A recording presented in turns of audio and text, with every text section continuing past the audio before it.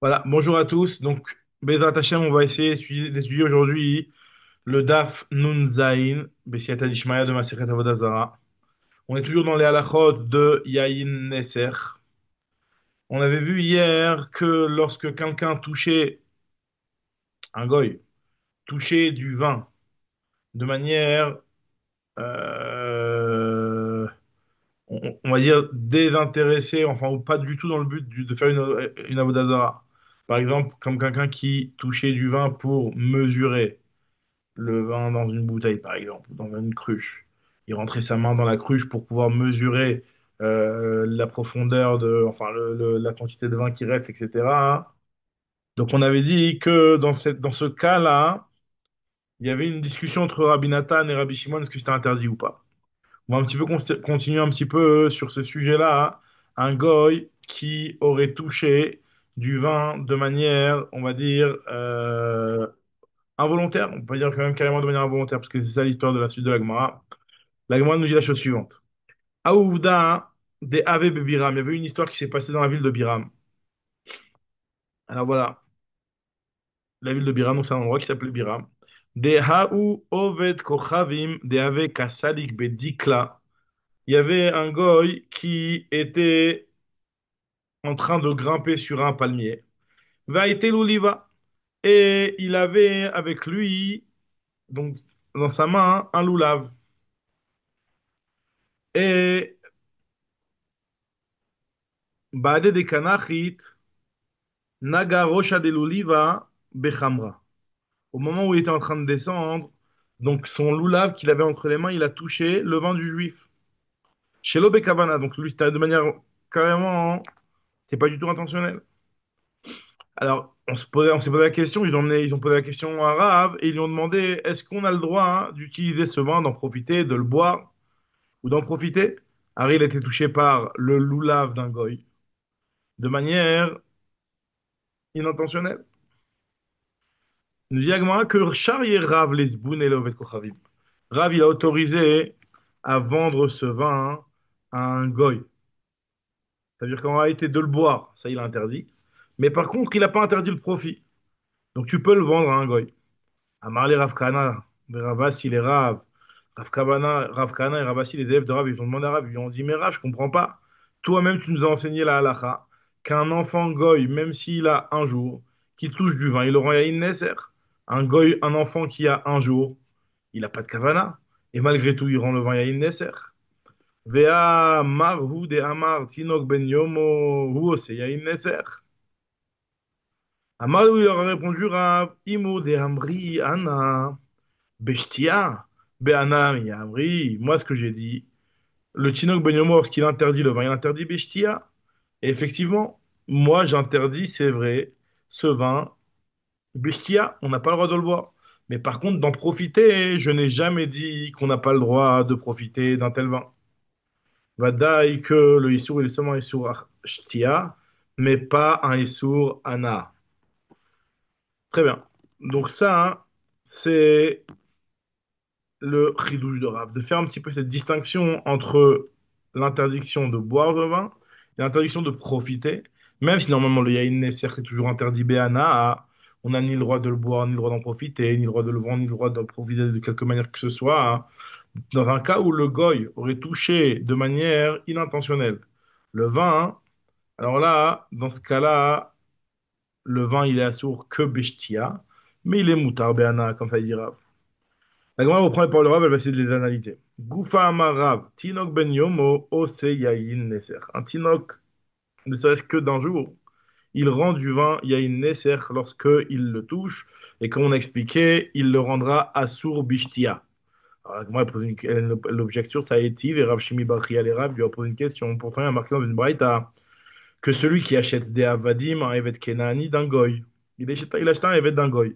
Et donc vous savez que le Evet Kenani, comme on avait appris dans les Maseret Yebamot, pour pouvoir lui donner le vrai statut d'Evet Kenani, qui en réalité lui donne un statut de demi-juif, puisque il a les mitzvot comme une femme. C'est-à-dire qu'en fait, il est Yatsa Miklal, Ovdei Kochavim, Miklal Israël Loba. Ça veut dire qu'il n'est pas encore complètement Israël, mais il n'est plus Oved Kochavim. Ça, c'est s'il a fait Tvila, Mila Vetvila, il a été circoncis et il s'est trempé au mikvé. Dans le cas où il ne se serait pas, il n'aurait pas fait ce processus-là, il n'est pas du tout encore considéré comme Evet Kenani. Maintenant, s'il a commencé le processus, mais il n'a pas terminé. Par exemple, il a fait la Brit Mila, mais il n'a pas été au mikvé. D'accord? Donc, dans ce cas-là, il y a marqué dans la Braïta que Aloker Avadim, Mina Ovde Kochavim, Shemalu Velo Tavlu, qui ont fait la Mila, mais qui ne se sont pas trempés au mikvé. Pareil aussi, Bnei Shvachot, quelqu'un qui a les enfants de servante. Une servante qui n'a pas suivi le processus qui la rendrait servante et qui la rendrait juive, pratiquement, parce que pour la servante, elle aura a priori les mêmes mitzvot qu'une femme. Donc, vu que c'est une femme, elle n'aura jamais plus que ça. Donc, en tout cas, les Bnei Shvachot, eux, d'une chifra, encore une fois, qui n'a pas été au mikvé du tout, donc qui n'a pas du tout suivi le processus de Evet Kenani. Et eux qui ont eu juste la Mila et pas la Tvila, encore une fois, leur dîne, il est comme le Eved qui a été acheté d'un goy, qui a eu juste la Mila mais pas la Tvila. Bien, quand bien même ces Bnei Hashpachot qui ont grandi dans une maison dans Israël, la halakha est la suivante, que Roukan ou Midrasan Bachouk, leur salive et les choses sur lesquelles ils marchent, dans le Reshut Arabim, mais dans le Reshut Arabim qui normalement entraîne des halakhot de plus Mekilot, puisqu'on sait que ça fait que Touma du Reshut Arabim, Sfeko, Taor. Quand bien même, quand bien même le Reshut Arabim est un endroit où normalement les règles de Touma sont beaucoup moins sévères, malgré tout, on va considérer que leur salive, vu qu'ils ont encore un statut de goy les gamrés, leur salive et leur midras, les choses sur lesquelles ils marchent, ils sont tmeim, puisque les chachamim ont fait une xéra sur un ovet kochavim, qu'ils ont un statut de zav, comme si c'était un zav vadaï. Et de la même manière qu'un zav vadaï, sa salive et son midras, ils sont metamim, avatuma. Pareil aussi, ce éved-là qui n'a pas terminé son processus. On dit la Gemara. Il y a par contre une version de la Braïta qui dit que c'est Tahor. Ça, on en parlera juste après. Pourquoi c'est Tahor? Parce que les Avadim, qui sont dans une situation un petit peu intermédiaire où ils ont juste eu la Mila et pas été au Mikvé, c'est quelque chose qui est Milta de l'Oshricha, comme ça, d'avoir chez nos Matsui. Et sur ça, les Chachamim n'ont pas fait de Xéra.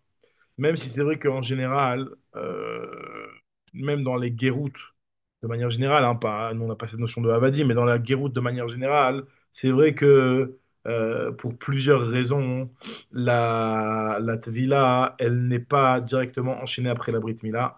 On fait la Brit Mila aux guerres et on attend quelques jours avant de lui faire la Tvila, puisque, bon, pour des problèmes aussi hygiéniques, etc. Mais en tout cas, le fait est que, normalement, on attend, mais en tout cas, c'est quelque chose qui n'est pas shriach.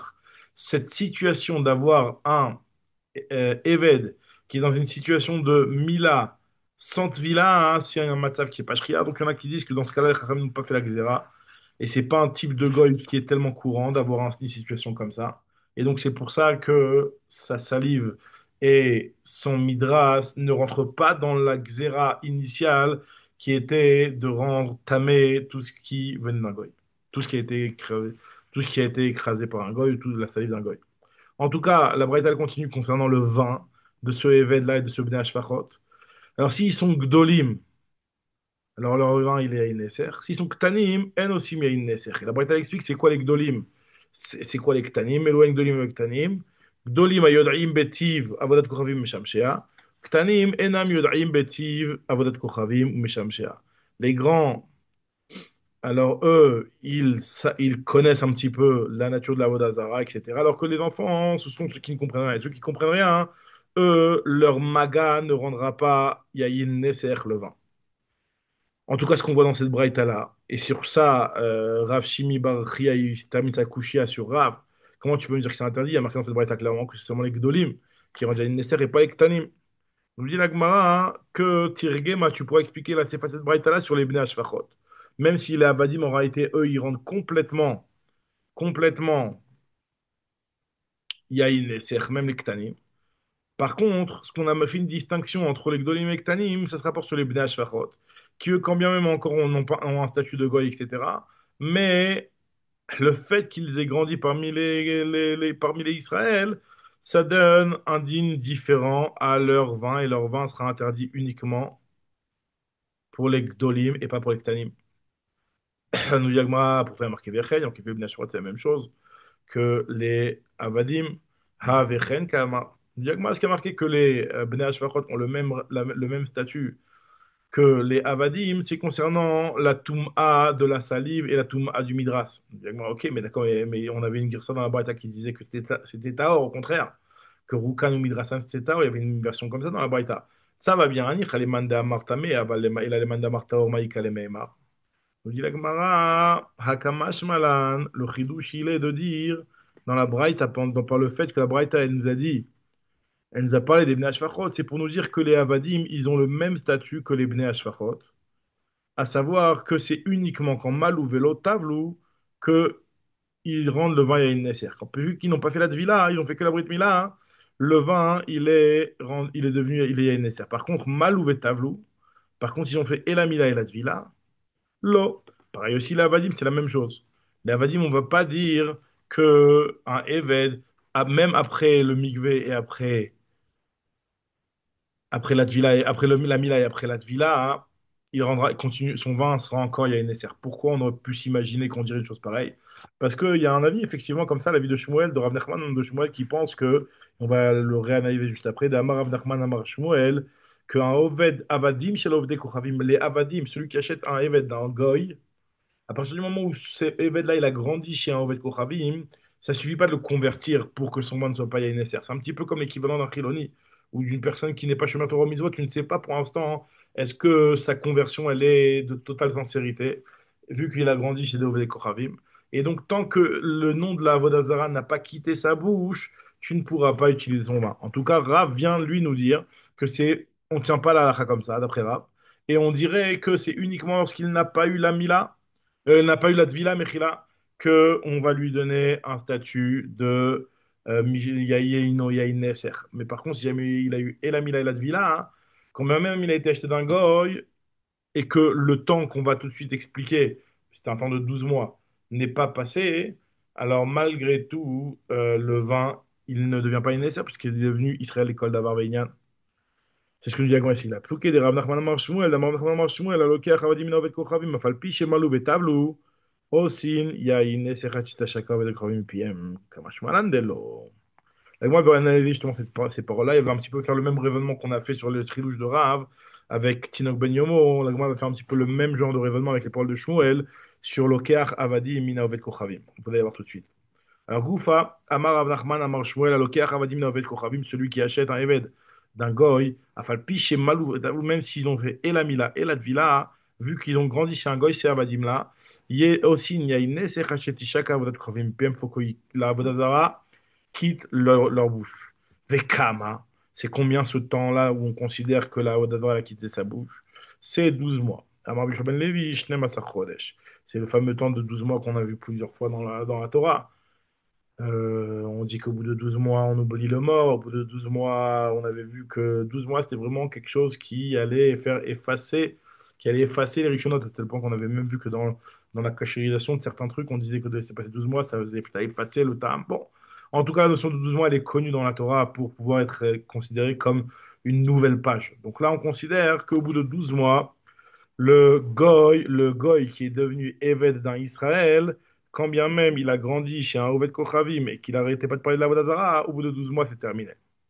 Le diagma et Tiv et Rav Nachman, il objecte à Rav Nachman, comment tu peux me dire que même un Eved qui est entièrement malvé Taval, son Yain, il est Yain Neser. Pourtant, Alokeach Avadim mina Oved Kochavim, Shemalu velo Tavlu, Vechem ne Ashvachot, Shemalu velo Tavlu. Il y a marqué clairement dans la Braïta, hein, que celui qui achète un Eved dans Oved Kochavim, qui a eu la Mila, Sante Villa, pareil aussi, les Shforot qui ont eu la Mila, et pas la Villa, donc la Braïta qu'on a rapporté juste avant. Leur salive, et leur Midras, Bachouk, il est tamé. Il y en a qui disent Tahor, leur rapporté cette Braïta-là, encore une fois. Leur vin, Gdolim, aussi Miaïn Neser, Ktanim, aussi Miaïn Neser. Et voici les Gdolim, voici les Ktanim. Gdolim, c'est ceux qui connaissent un petit peu la Vodazara. Gdolim, chez Yodaim, Betiv, Avodat Krovim, Meshamshea. Ktanim, chez Yodim, Betiv, Avodat Krovim, Meshamshea. En tout cas, il y a marqué que Malou Velo Tavou, ceux qui ont fait la Mila Sante Villa, Et c'est uniquement dans ce cas-là que leur vin il est à Nézer. Par contre, ils ont fait la Mila et la Tvila. Leur vin n'est plus à Nézer quand bien même les 12 mois ne sont pas passés.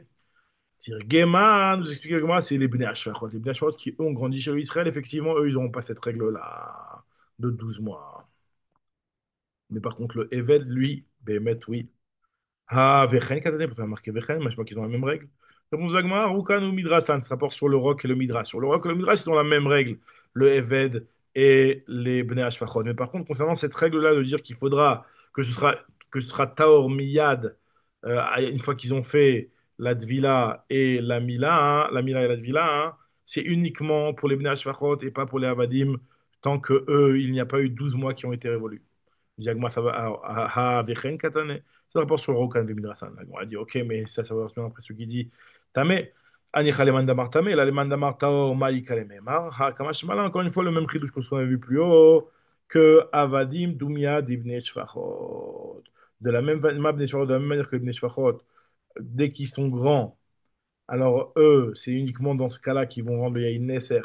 Mais quand ils sont petits, ils ne rendent pas le Yahin Nesser. Pareil aussi, là, Avadim.